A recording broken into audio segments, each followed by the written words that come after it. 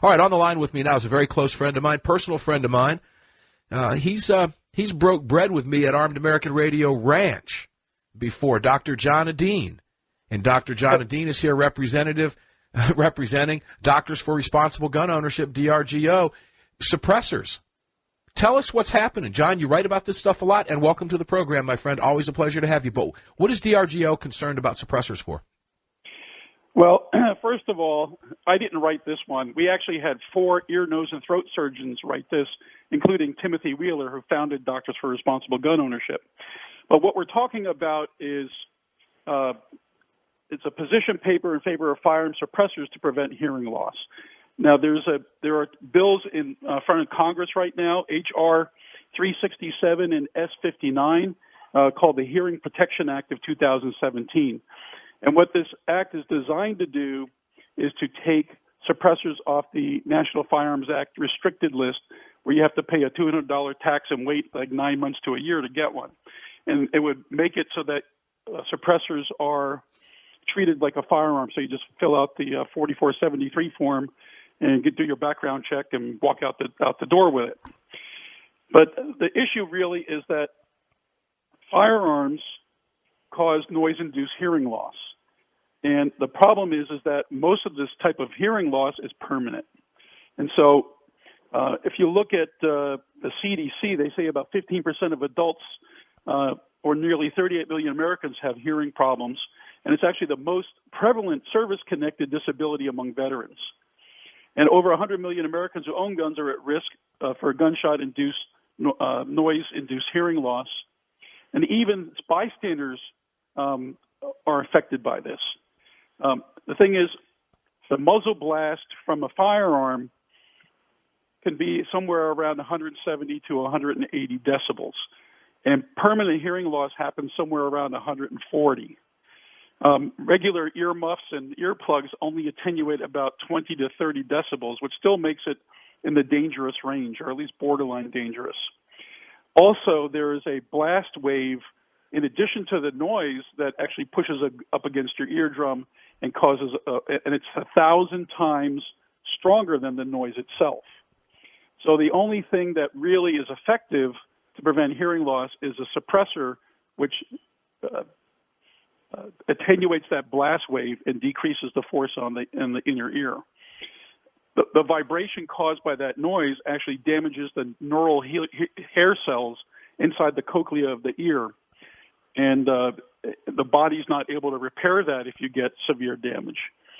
The other thing that's important is that lesser noise over time, like a cumulative thing. So if you're in a place where, say, there's machines running in the background and they're running at, say, 100 decibels or 90 decibels, over time that can cause permanent hearing loss as well. Dr. John, yes, Dr. John, let me stop you there for a second, because this is great information people have. But I got to throw this out here because somebody out there right now, maybe it's somebody in Raleigh, 106.1 that's tuned in. Maybe it is. Maybe it's somebody there saying, suppressors are dangerous. I saw it in the movies, and it just reduces the sound of the gunshot. I mean, we don't need that. That's all we need is somebody being able to shoot silently. John, can you please clarify this for us, please? Sure. With a suppressor on a handgun, you're probably going to get about 120 decibel noise level. So we're still going to hear the gunshot report, correct? Yeah, a jackhammer is 110. So think about how loud a jackhammer is, okay? It's probably like somebody beeping their horn when you're standing right next to the car. You're not going to mistake that for something other than what it is.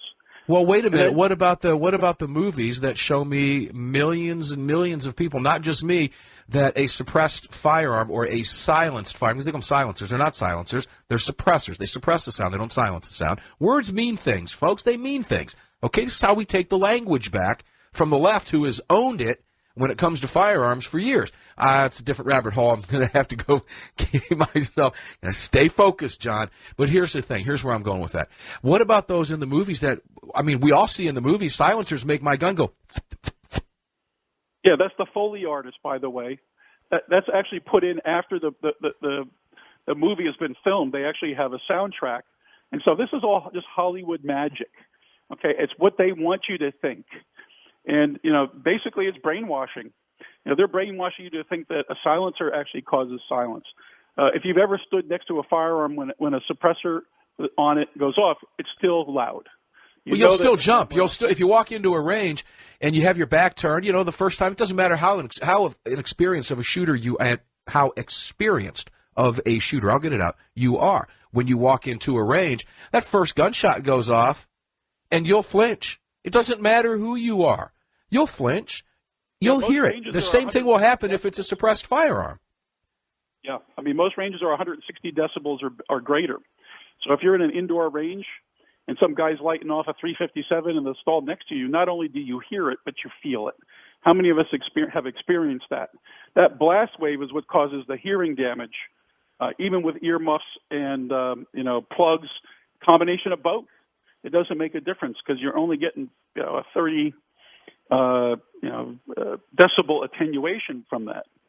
And then also they're thinking, well, the criminals are going to have these silencers, and so they're going to be able to go out there and commit crime. Well, a suppressor, you and I both know, doubles the size of a firearm. Of course. John, can you effectively holster a Glock 17, and we've got just about 60 seconds, so I want to go quick. But it's not practical to holster a Glock 17 with a 5-inch suppressor on it, is it, John? No, not at all. You're not going to be able to hide it. And that's the. But wait a minute. What about the people that pull them out of thin air in the movies? I mean, believe me, these are the same sound effects that when you even hold a gun or pick it up, it makes all these really cool clicking sounds, right? That doesn't happen when you really pick up a gun. John, you got 20 seconds. Tell me where people need to go to get it. Where? What do they need to see, and where can they get it? DRGO.us, DRGO.us. If you go there, you'll see the link to get to the position paper. And what we need to do is we need to take this and download it and then send it to your congressman, send it to your senator, say, hey, we want this passed. Absolutely. Amazing work, as always, Dr. John Edeen. Thank you, my friend. I'm looking forward to seeing you at the U.S. Concealed Carry Expo this weekend in Fort Worth. I'll be down there, and I know you're going to be driving up from beautiful San Antonio. Looking forward to seeing you. Follow that up with at the NRA convention a couple weeks after that. Dr. John Edeen, Doctors for Responsible Gun Owners, DRGO.us. Do yourself a favor. Go see the incredible work that DRGO is doing on your behalf as a gun owner. Believe me, they're working for you. It's not everything that comes out of the JAMA and the American whatever. Believe me, there's plenty of doctors out there that are fighting for your rights.